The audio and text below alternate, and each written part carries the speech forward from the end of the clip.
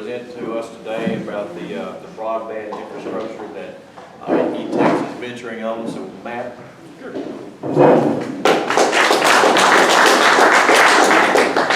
Appreciate the opportunity. I think myself and Charlie have spoken several times about kind of the landscape and the climate right now with broadband. I think everybody in this room, I said it, raise your hand if you use the internet. Everybody would raise their hand. At this point, the internet has now become a major necessity of our lives, whether it's business, whether it's personal, whether it's entertainment. It doesn't matter.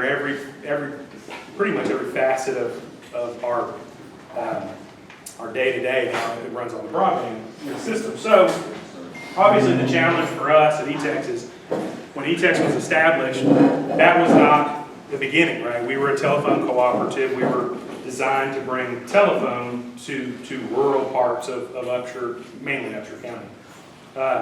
Fast forward now, 70 plus years later, now we need to use some of the same infrastructure, upgrade the old infrastructure to fiber, but where we can, try to get as much out of that old plant as we possibly can, as far as broadband goes. And so, unfortunately, if you're in one of our DSL areas where you're still on copper and you're still working off that DSL plant, it can't keep up with the day-to-day growth and demand that consumers have every single day. So our focus is, how do we get 100% of our cooperative to fiber? That's the goal. That's our long-term goal. That will always be our goal. We think that our co-op members, our customers for that matter, all deserve to be on fiber. Well, right now, a little over 60%. So we still got, 35–40% of customers that are on DSL. It is incredibly expensive. The cost of burying fiber, drilling fiber, we do directional drills. So we're completely buried. We don't have any aerial plant. That costs more money, but we believe that helps, kind of create longevity. And with the storms that are going on right now, one of the communities that we're building right now down in Center, we're 100% buried there. They got hit this last weekend. They had no power. The entire power infrastructure was down, but our system was still working because every bit of it is in the ground. So it's better to bury it, but it costs a lot more money. So with that being said, the question becomes, how do we get to 100% fiber, and how do we do that in a timely fashion and economical fashion? And so what that looks like is this. This is our cooperative. Now, Gilmer is not actually a part of the cooperative. That's a competitive local exchange for us. That's not in our co-op. This is our co-op boundary. All the green lines that you see are where we've already built fiber. So that's that 60+% of people that are fortunate enough to be on fiber today, okay? All the red lines that you see are our existing copper plant. This was that old telephone plant that we're having to reuse to try to provide internet on. And so that equates to about 970 route miles of copper plant that's left. So we still have almost 1,000 miles of copper that needs to be converted to fiber. Right now, the going rate is, what are we blank, $75,000, $80,000 a mile? Yeah. So $75,000, $80,000 a mile is what it costs to bury a fiber plant in the ground. It's expensive, but we think our customers deserve that. That's the future. So about 7 years ago, we entered into a program called ACAM. ACAM is a federal grant program that allowed us to get some subsidies in these very rural parts of our co-op and build fiber to them. That's these little kind of shaded gray areas that you see all across the map. Those are census tracts, okay? We did not pick those census tracts. The FCC picked those census tracts. Don't ask me how. The federal government and all of their wisdom, they figured out some way to come up with these census tracts, and they said, hey, Etex, if you build fiber in those census tract areas, we'll subsidize a portion of that. So we entered into that program, and we have 3 years left of that program today, okay? The purple lines that you see inside of those census tracts are where existing copper is that's going to be turned to fiber in the next 3 years, okay? But that's still going to leave us about 720 roughly miles of copper plant that is not in an ACAM census tract, so it's not in a federally funded program area. And it just requires us to either go take a loan out or go enter into another program or slowly cash flow it and build it out to fiber over the next 50 years, whatever that scenario is. So we are aggressively looking at what options are there to where we can build that 717 miles as quickly as possible. So that's roughly 3,800 customers. So all those little blue dots that you see, those are unhappy individuals right now that are on DSL. And the reality is that a DSL line, that the technology, we can't get more than 20 meg across it, okay? So we can do 20 meg internet on a DSL line. 20 meg internet is enough internet to do a Zoom call, to do a distance learning, to do some medical programs as far as health monitors and different things that are needed for telemedicine. It's enough for that. But that's not what customers generally use it for. Customers generally use it for entertainment. And it's not enough for the amount of streaming that now we do as consumers every day. So the problem is these 3,800 customers are not in a federally funded program. They're in very rural parts of the cooperative. So right now we're on average 8 homes per route mile. So if we build a route mile of fiber, we only pass 8 homes on average. All of you are in some sort of business, if you put that investment out, you've got to be able to recover that investment, and it's hard to recover $70,000, $80,000 a mile off of 8 residential customers that are paying an average of $60 a month. So it's difficult. It requires federal or state assistance. So we just live in rural parts, it just costs more money. And so because of that, we are now looking into a roughly $52 million grant that we're going to go after. It's called BEAD, okay, so it's a Broadband Equity Access and Deployment Program. It is a program that falls under the Department of Commerce. The NTIA is who is funding it through the Department of Commerce. The Biden administration has put out about $42.5 billion towards broadband infrastructure. Now that's nationally, that's not just Texas as much as we wish it was. $42.5 billion is for this program throughout all of the states. In order for us to receive that money, we have to work with the State Broadband Development Office, or the BDO. So the Texas BDO, of the $42.5 billion, Texas was awarded around $3.3 billion of that. Why? Because we have the worst broadband infrastructure as a state. We have 9 million people under or unserved with broadband in the state. So that breakdown, that percentage was based on how poor the coverage is in those rural parts of your state. And for Texas, because we have so many people that are under or unserved, we're getting $3.5 billion. The state then said, we're going to pass another bill to add $1.2 billion of the state's surplus dollars to that. So Texas, the Broadband Development Office is going to have about $5.5 billion to work with, okay? Now, sounds like a lot of money. $5.5 billion is not going to fix and build fiber to every single location in Texas. It's not, unfortunately. And so saying that, all providers like Etex and some of the big boys are going to go after this portion of $5.5 billion in their local exchange areas, okay? So it's going to be a very competitive process. It starts mid-July. So there's a dispute process we go through, and then we go back and forth with the BDO over locations, and then there's a whole environmental and engineering and all these processes that have to happen. Once that all goes through, we should find out first part of next year and potentially start receiving funding by the end of next year. That's probably optimistic. It's the state and the federal government we're talking about. But the hope is that if we were able to get $52 million, a small portion of that $3.5 or $5.5 billion, if we can get $52 million, we can build those remaining 3,800 or 720 miles of copper. And the requirement is we have to finish it in 4 years. So Blanks' guys have to bury 800 miles of fiber in 4 years and connect 3,800 customers.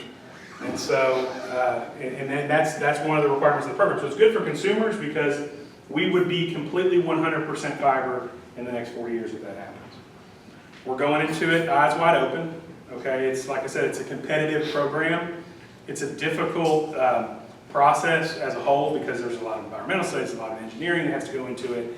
It's not, anytime you're dealing with state or federal grant programs, there's just a lot of red tape.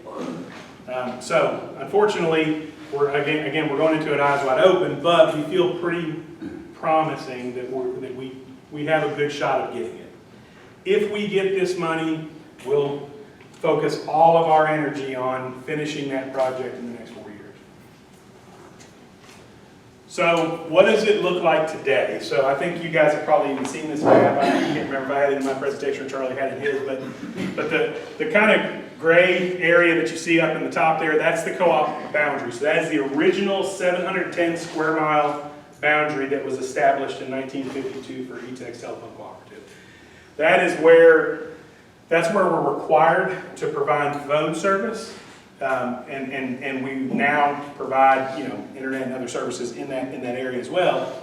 But all of the lines outside of that are competitive areas. So you'll hear us say ILEC, and that's your incumbent local exchange carrier. So we're the incumbent in that gray area, or a CLEC, which is a competitive local exchange carrier. And so we're competing with Altice, AT&T, or Optimum, whatever they call themselves right now, Optimum, CenturyLink, Windstream, all of those are all in these other areas. So we're competing in those particular areas. And so in the last 8 years, we've expanded from around 710 square miles to about 3,200 square miles of footprint, and we're now in parts of 43 cities. So a lot of people in the community have asked, okay, well, we're not 100% fiber here. Why are you going to those areas, and why aren't you focusing all of your energy in the cooperative? It's a great question. Right now, funding is diminishing. So universal service, or USF, was how we used to be subsidized for telephone. That's going away. And they have not moved that subsidy to broadband yet. We hope that they do. That's the hope. But the FCC hasn't done that yet. So our phone access lines go down. That means that our recovery goes down. Okay. So we have to go and we have to diversify. We have to start looking at new ways to generate revenue in other areas, because at the end of the day, the price of broadband is actually going down. The FCC is forcing those prices down, not up. So we can't make more money on the same plans. We actually have to charge less. The cost of everything is going up, and the subsidy programs have been going away. So now we have to figure out, how do we generate new revenue? So the idea is we need to go and expand into some of these new markets using grant programs to build that network. So we've been able to build much of this network with USAC, or funding that comes from school districts, public-private partnerships, different things throughout the communities in parts of now 14 counties. So we didn't cash flow tens of millions of dollars to build this network. Most of it was paid for by some partnership that we've established. But the revenues and the customers we own in perpetuity. So that revenue is ours, and we're able to then funnel that revenue back into the cooperative. All of those cities are new cities in the last 8 years that we've built to and expanded to generate new revenue. That accounts for roughly $4 million a year in new revenues. Now, it would take a long time to just use that and cover the $52 million, obviously. So we want to stay as debt-free, or as low debt as possible, so we're not going to go out and borrow that. So we're going to utilize these opportunities and try to funnel that back into our cooperative. So at the end of the day, our co-op members are owners of the company. That's, you guys make up the cooperative.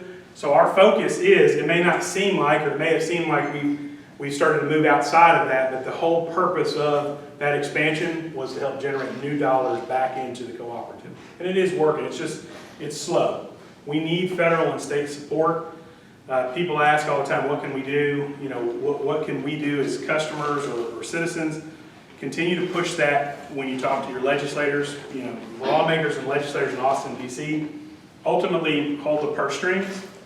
And if they take away those subsidies, if there's no recovery whatsoever, we have to go up so much on our rates to be able to just operate. It's very rural. It's very difficult to operate rural broadband. So this is, ultimately we're trying to get to where all of that is green. And when everything is green there, at that point our costs it'll help a lot on cost because we won't have as much trouble, we won't have as much equipment being in place and so on. Fiber is somewhat future-proof. It's estimated it's 50-year technology, so we've got plenty of growth into that. The same fiber that we built in Gilmer, was probably 15 years ago-ish.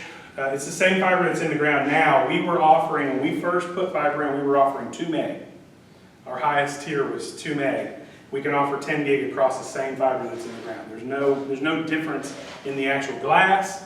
It's just the electronics on each end of it. So it's the future, and it's why we want to invest in it. It's just incredibly expensive to do. So with that being said, our goal is to go and procure that money and start building and expand our fiber footprint in the cooperative to 100% of our customers. And I figured I would end with, oh yeah, I forgot I had more thoughts. So that being said, right now our fiber customers today, okay, you can see that there's a huge trend line going up as far as usage speeds. So right now we're at 200 meg on average per fiber customer. And that's not what they're capable of getting. Again, we could do a gig, we could do 10 gig to it. That's actually subscription-based data. So what are they buying? On average, all of our fiber customers are at around 200 meg. You can see where we started in December of 16. The average customer had 8 meg. So this is the trend from 16 to 24.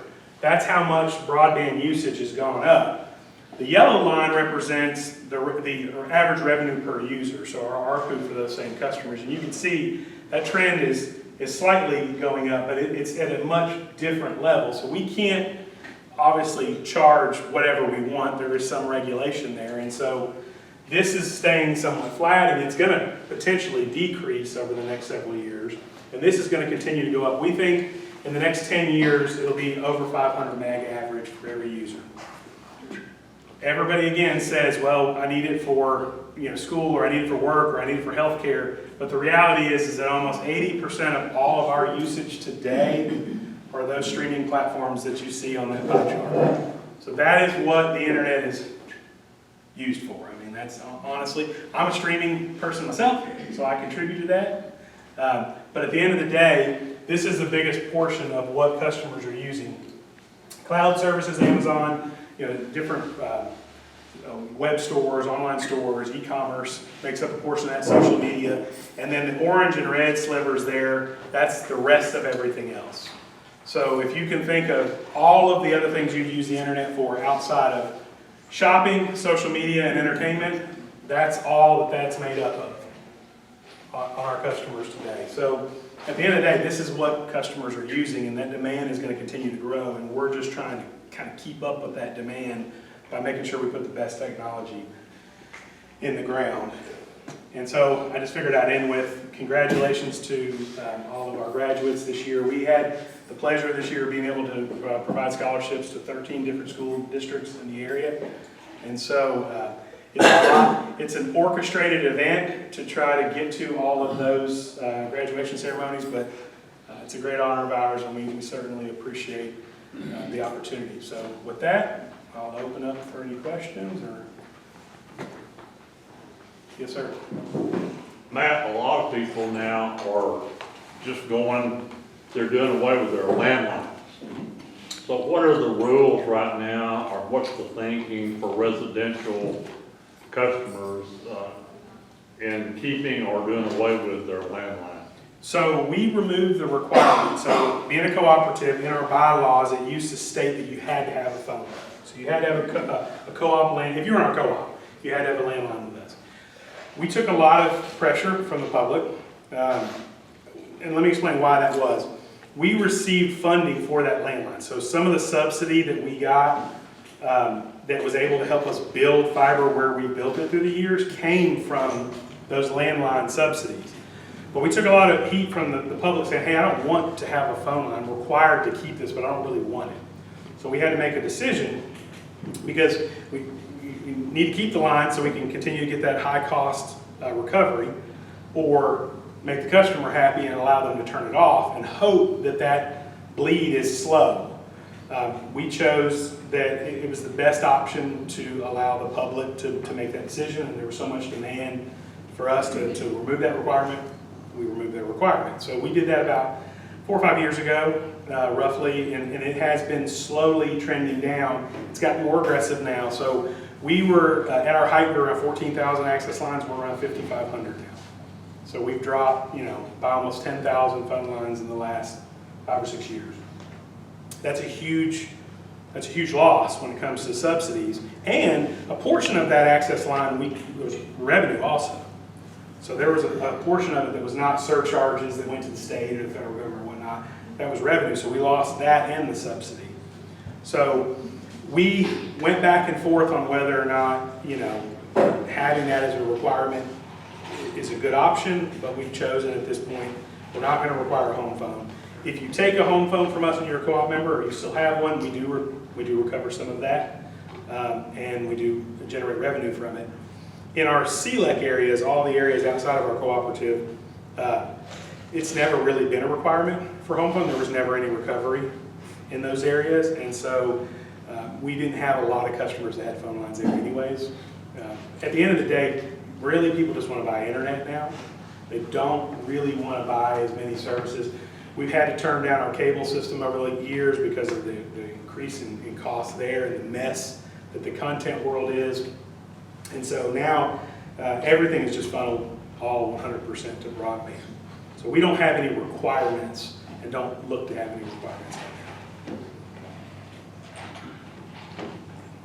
Yes, Could you still get the funding on your landlines if you just gave everybody a free landline? So the landline prices are tariffed.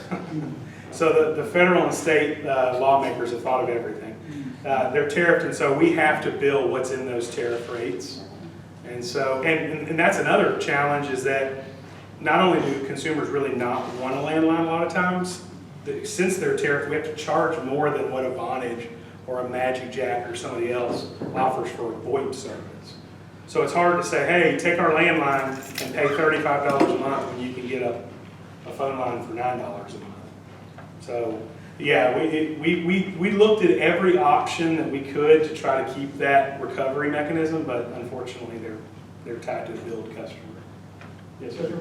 I'm one of those DSL customers, and I'm not really griping about anything. I don't have to work on it, like work from home. I don't really have a high priority thing, working pretty good. But I see something coming in the mail about get you a dish, like blazing speed from a dish, and I'm afraid a flying squirrel or a tree or something going to get in the way. I don't want to mess with that. Do you think some of these DSL customers are trying that? So yeah, I mean, we do have churn. So we have customers that leave. We have customers that leave in some of our fiber areas and try our competitors, and then many of them come back. So there are other solutions other than Etex, and satellite is one of them. Low orbit satellite is now the new hot trend with Elon Musk and Starlink. We've had some customers actually give us some feedback on Starlink, and in some cases it works well. It is still, even though it's low orbit, it's better than traditional satellite as far as weather goes, but it is still susceptible to issues if there's storms. Like today, or as the storms have been going on over the last, several months, it feels like, you would be challenged to get some of those speeds because of that interference. The big issue with satellite that we hear from customers is upload. So internet works both ways, right? You download, so if you're watching something, you're downloading. If you're scrolling on your Facebook stream, you're downloading. But if you have a security camera, or you have a web camera, or you're a gamer and you're doing some sort of online gaming, that's going back up. Your signal has to go back, it's upload. Satellite generally it's a one-way transmission, so it can send the signal down, but that LMB that's on your home isn't pumping all that back up to the satellite. And so Usually gamers are the big group of customers who complain about satellite and stick with some sort of traditional broadband type service. Yes, sir. With cyber attacks in the news and all that stuff, what kind of concern do you guys have with that? From a company standpoint or from a consumer, or both? Both, I guess. So from a company standpoint, it has been an incredibly huge workload. We have to meet all NIST CSF requirements, so we have access to federal dollars, we have to go through audits, and we have constant penetration testing and all of these different scenarios that we have to test and check and double and triple check for. We have software and servers and monitoring systems and endpoint detection response systems and 24/7 responses from third parties that are constantly looking at all of our machines and servers. So that is a whole 24/7, 365 world. From a consumer standpoint, all of our broadband, so what we have tried to do through the years is bundle as much into our broadband plan as possible. And so with us, you get one rate, it includes Wi-Fi, it includes a Wi-Fi router, and that Wi-Fi router comes with a license built into it called Protect Plus, which is a cybersecurity software that's built into that router. So it does not replace Norton or McAfee or something on your actual device. I'm not saying don't get that, you need that too. But we try to block and protect against as many of those malware or phishing attacks or ransomware attacks as possible on the edge, on our side of the network, as much as possible. So both from a in-store, in the office environment, we've got 3 full-time employees that all they do all day long is maintain and make sure that we're as secure as possible. And then from a consumer standpoint, we try to give that away as a value add to try to help consumers because it's real. I mean, I don't know if anybody in here has dealt with either a ransomware attack or dealt with an issue with your identity or any of that. It's as serious as it gets.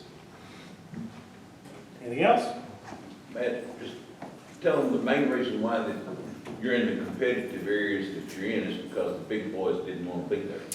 Yeah, so I mean, if you take Center, for instance, the city of Center down in Shelby County, the city and their Economic Development Corporation reached out to us, and this is just one example, reached out to us and said, hey, look, we've got AT&T here. AT&T is the local exchange carrier here. We've got Optimum here. And then they've got even some parts of their Frontier that are working in the area. And none of those services either work well or they can't get any support at all. So if they have an outage, it may be days before they can get that restored. And so their city, their Economic Development Corporation came in and said, we're willing to write a check. We're willing to pay you guys. The closest we were was in Carthage. So I don't know how many of y'all have driven between Carthage and Center, but it's a haul. And they paid us to build from Carthage to Center just to get us into a community where there's 3 other providers.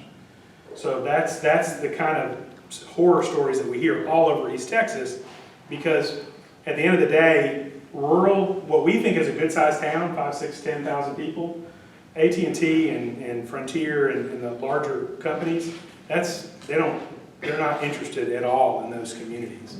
And so, unfortunately, they just fall to the wayside and you're stuck with no service at all. And meanwhile, in Gilmer, every structure is connected to fiber, and so that's become a model, and that's gotten out all over the area.